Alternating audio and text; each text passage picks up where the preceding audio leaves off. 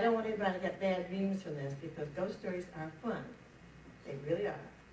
Now, one question I'm always asked, do you believe in ghosts? And I do. I believe in ghosts. And I think you'll see some of the reasons why from the stories I tell you tonight. Because these stories, some of them have been told to me by people who were there.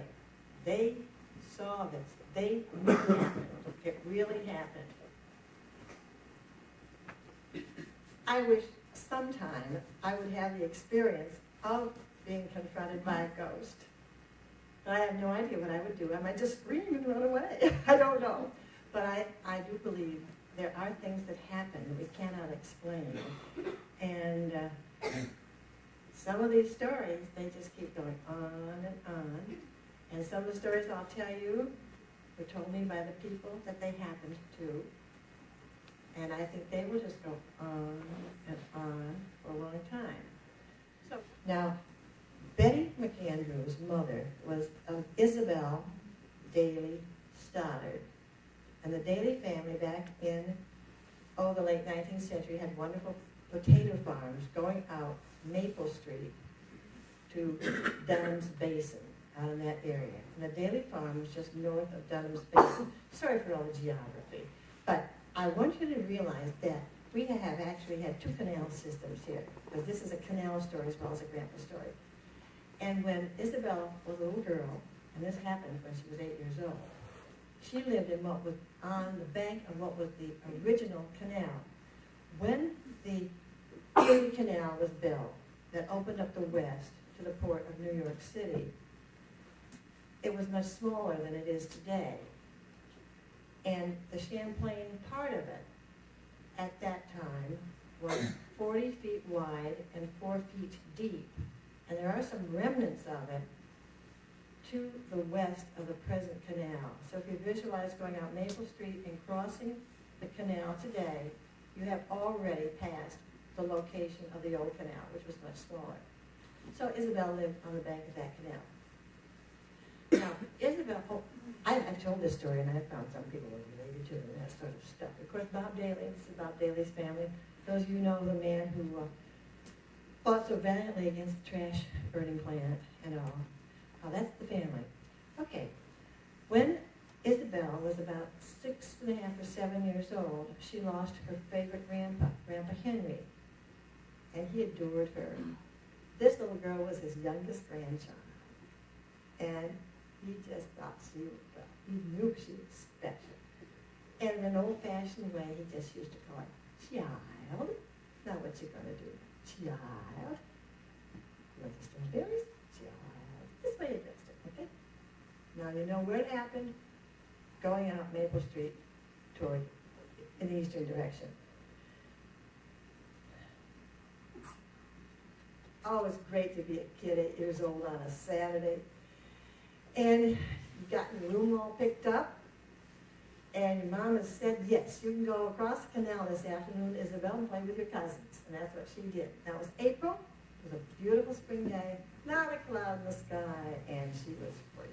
So she skipped across this narrow iron bridge, which connected the Daly farm on one side of the canal to more Daly farms on the other side, okay?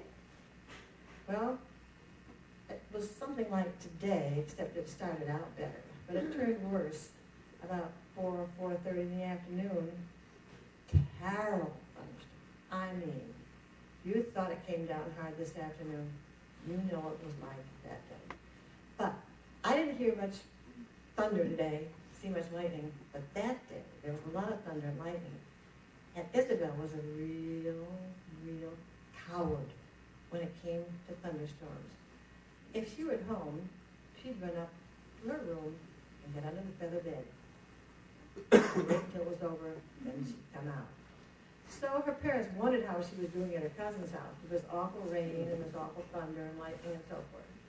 Well, it got to be 5 o'clock, and she had promised she'd be home in time for supper. Huh. Where was Isabel? Well, her dad, T.J. Daly, went down the front steps of his house, down the path that went along the canal, and started toward the bridge. In just a few minutes, he saw the bridge was gone.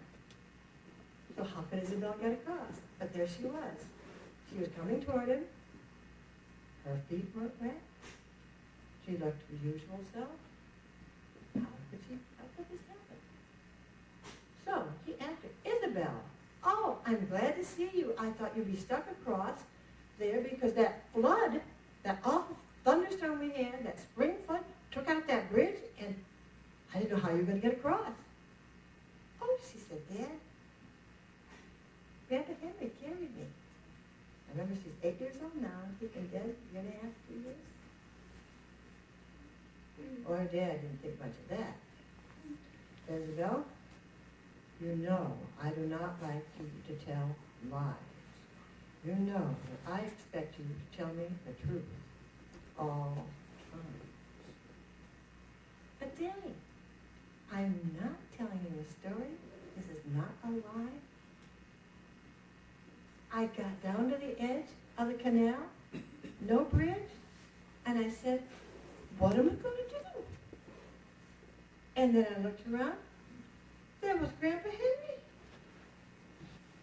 He said, child, why you always did? Got a problem? I said, Grandpa, the bridge is gone. How am I going to get home for supper? Oh, he said, don't worry, Isabel. I can always carry mileage, child. Just tuck yourself up here, let me pick you up, I'll carry you across. And he did.